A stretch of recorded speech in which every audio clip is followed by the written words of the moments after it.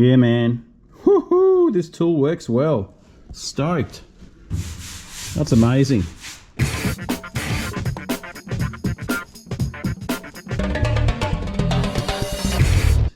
Today we're doing more work, but I'm actually going to start stripping some filler off the body, and I've taken it outside. There she is.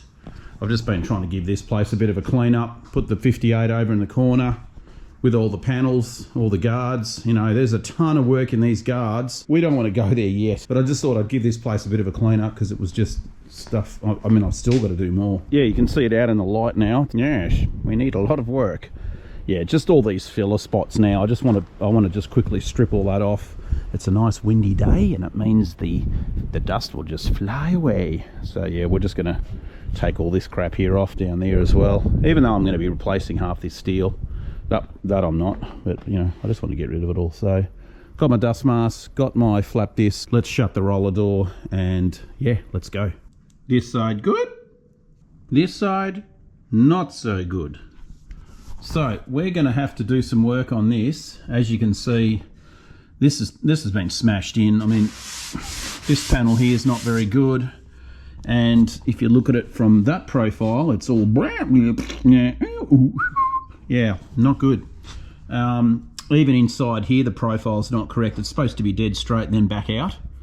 So I don't know what the hell. I think I'm going to have to cut this whole section out and just try and make it from scratch, because that just is unacceptable. Yeah, she's not going to work at all. So I think I'm just going to have to unpick this section here. I mean, you can see it's the remnants of it are gone anyway. Look at that. Look, see, already snappy. They've obviously tried to braze this at some point. Yeah, that's just not going to happen, man. Not going to happen. Not on my watch. No, we're going to have to fix that. So I think we'll probably get onto this now, because everything else is just kind of waiting on that to be better. Then we can obviously weld in this bottom section and get that welded in and continue. Let's go. All right, so what we're going to try and do here is, you can see, I mean, that panel's actually not even attached anywhere here. I can kind of get behind it.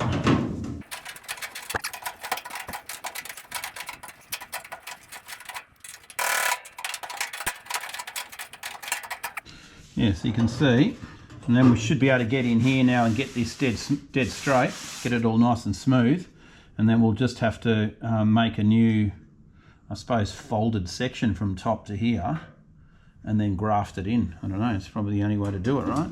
The problem is, this is what the problem is, just to show you guys. That is sunken in on an angle like so, and it should be actually dead straight, like that.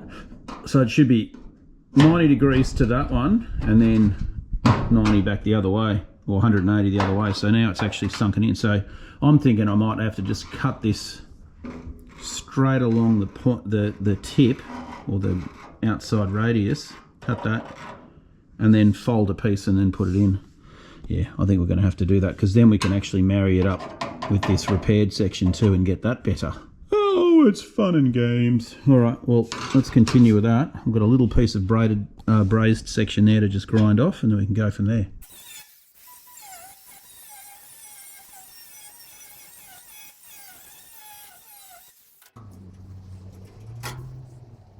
Okay, now we've just got to make that piece across, out, and back. Yeah. All right, let's continue. So now that we've removed this janky piece of crap, what I've done, I just got a bit of this stuff here, which is off the walls of this shed, and just because it had an elbow, a nice tight elbow joint, I went and chucked it in the vise, and here's one we prepared earlier. You can see I've just added that little kink to it, like that. And now, if we have a look, that's going to marry up with this little piece here with the kink in it. Chop down there, and that'll give me this little piece that I need to weld in, and then we can flap it over. So let's go and cut this with the grinder, and I'll show you what it looks like. A few moments later. Okay, so back from the bench, you can see that's what I've made. It's a very delicate little small piece. Trying to hang on to it and grind it's a little bit scary, but you'll see the idea. I can basically pop it in like so. We're going to get this nice and this pattern here beautiful, and we're going to just basically weld it up against our existing metal here, and that'll give us a nice straight edge, and then we can curl this over onto the existing panel. So I think this should work reasonably nice. So yeah, let's give it a crack, see what happens.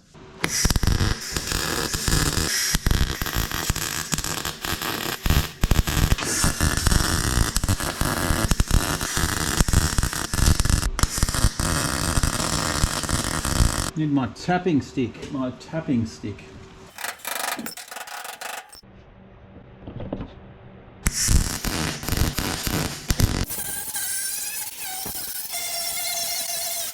Okay, so we've cleaned that little area up. It still needs, there's a bit of a dent just here that we're going to have to pull out, but you can see that is a lot better than what was there before. And obviously this part now will get crimped over. I do need to add a little flap here just for that section there to continue up, and then that will also bend over to the other side there. Now, as you know, I do need to get a dent puller machine, and it arrived today. Ta-da! It's just over there, and it is bloody heavy. I couldn't even lift that, so I'm not really sure what to expect. I had to bring it down on the trolley, but let's get this sucker unboxed and see what you can actually do. But you know, there is so many spots on this vehicle that need pulling out that you can't get to the other side. So up here on the roof, there's a walloper, there's another big one up here.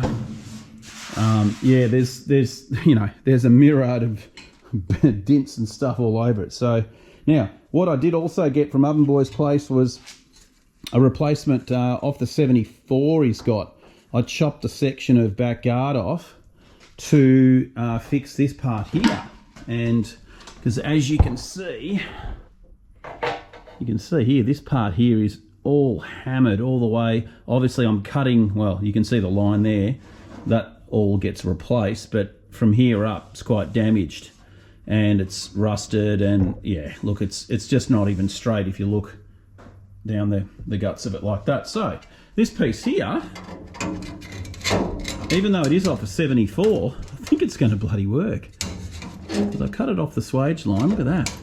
So we're going to graft that piece in. I'll go and chuck it in the sandblaster, get it back to bare metal, and then we can graft this little piece in. It's just going to give us a nice edge here that's going to, you know, once you shut the door, you're going to have a nice even door gap. And I think I might even go back and pillage some more parts off that carcass that he's got, because you can see here, this is all really bad, and I don't think I can even fix that. That's all pretty bad. So we might even just cut this section here out and graft in a new piece off his donor car. All right, back to the puller. Let's go. Let's get this thing unboxed.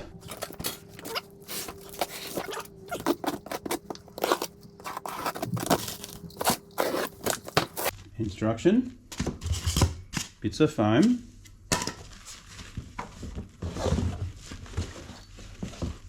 that would obviously be the gun, and then we've got the unit in there.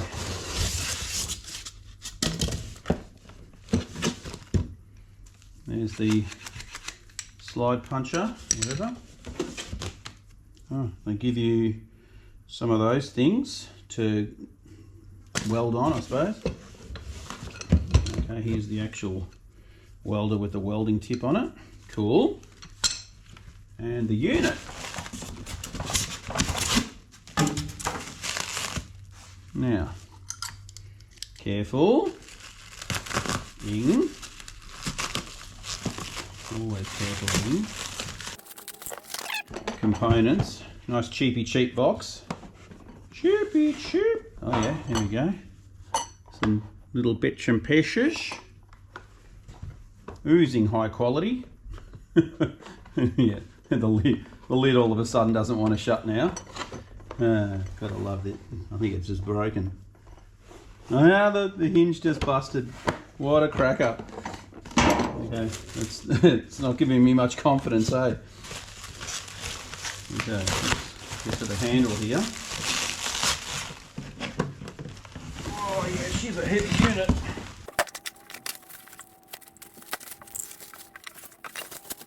Are you one of those people that like leaving protective stuff on screens? I hate those people. It's like the worst. You go to someone's house and they've got the thing over the remote control or over the TV and you just like rip it off. Hate it. Hate it. Always. You've got to have them off. Always. One of those ACD things, I think. They get bloody dirty anyway.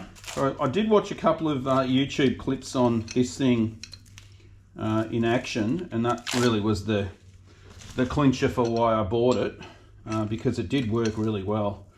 And you know, look, there's other brands out there that you can use, but I just figured this was a good one. And I know it does use quite a lot of current, and I think, mind you, it does not have a 15 amp plug on it, so it's only got a 10 amp, so that's telling me we're going to be fine. We won't have any issues at all. So let's get this one here off as well. I don't know why they put this crap on here, just to make it hard for you. Get it all off.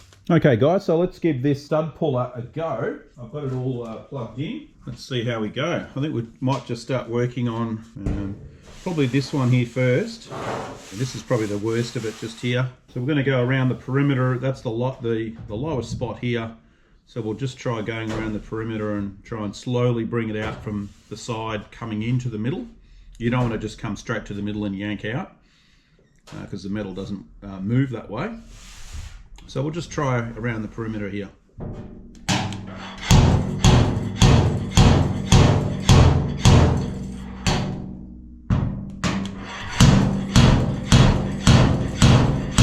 Just bringing it up slowly.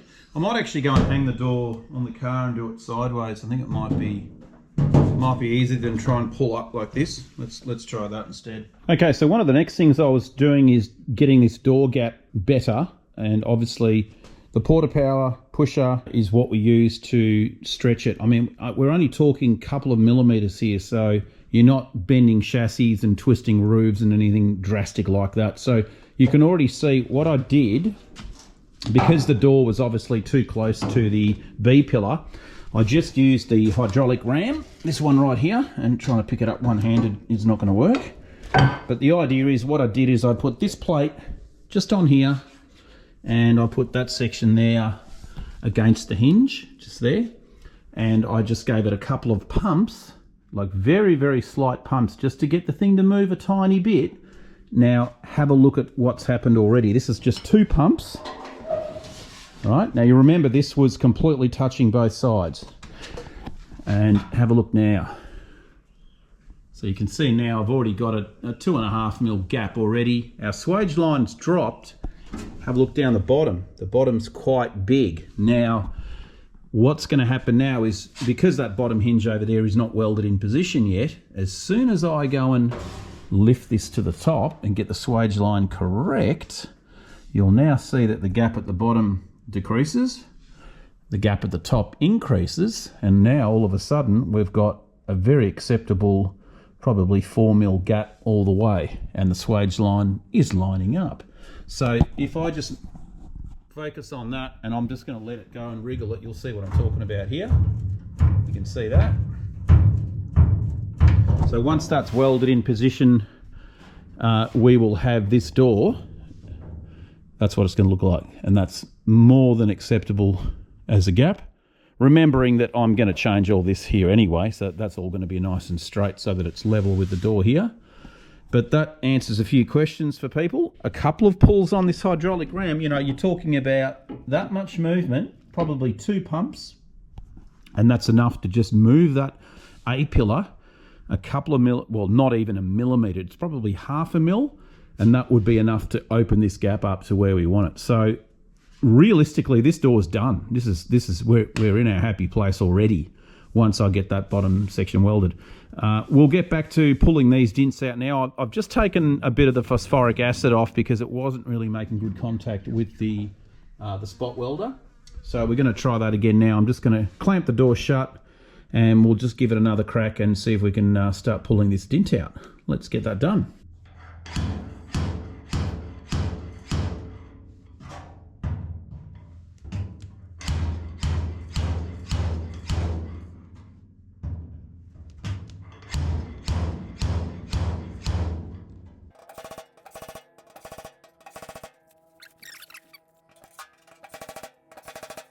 So just trying to stay around. We'll start working our way into the middle.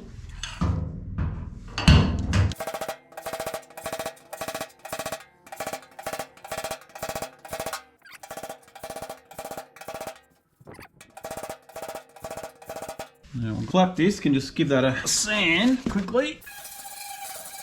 You can see there it's really starting to bring it out. Amazed. Amazed. A little bit more just in the middle here.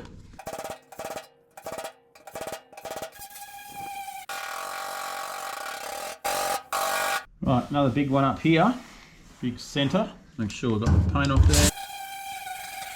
Actually, this might be a good candidate for the stringy, ropey ones. Maybe. Because it is quite a large, shallow section. So we might try that. We'll go and set it up. Okay, so what we've done now is we've just changed the tip over to this style. And we're going to use these little copper doovie whackers, which I think you just slide them in like that. Unfortunately, the instructions are not very good. So we'll just get this thing straight first. And what we're going to do is, that's probably the center of the dent here. We're just going to place them right across the middle there and just see if we can pull it out in one go.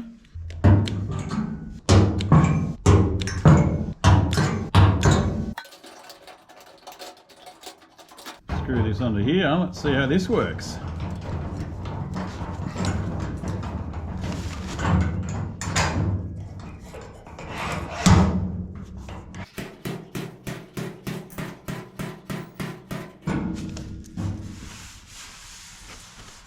Yeah, not convinced on that one.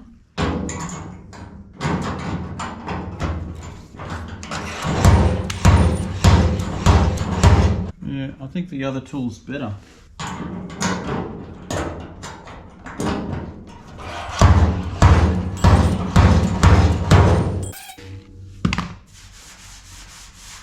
It did bring it out, but I think doing them individually is probably easier and faster too. I think that was a bit slow. So we'll go back to the other tool. Yeah, I like this tool better.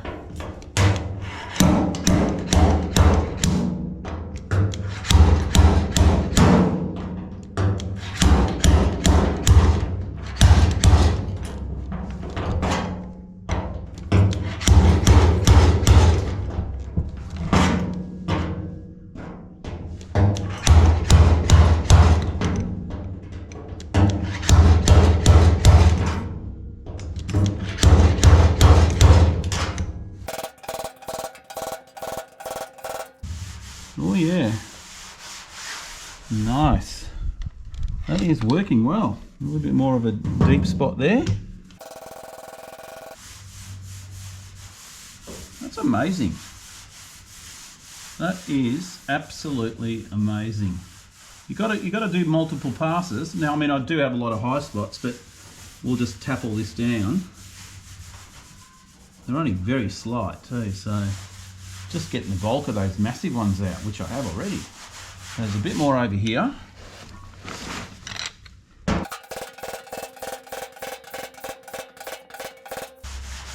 Done. This is good. I'm really enjoying this tool. So what we're going to do next is I will put a bit of paint on this just to put a flat sandpaper block onto it, and that'll show me the really fine little lows that need to pop up. But I mean, you know, that's probably good enough just to do a skim coat of filler over it now, considering how bad it was. Probably this area here needs a little bit more work. Yeah, probably just in the middle here, it's still a bit low.